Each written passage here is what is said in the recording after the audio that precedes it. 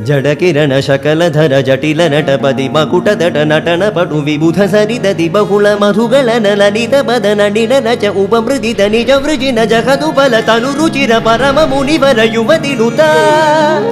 कुशिक सुध कथित विदित नव विविध कथा मैथिल नगर सुलोचना लोचन चकोर चंद्र खंड परशुको दंड प्रकांड खंडन शौंड भुजदंड चंडकर किरण मंडल बोधित पुंडरीक वन रुचिलुल्टा कलोचना मोचित जनक हृदय शंकातंक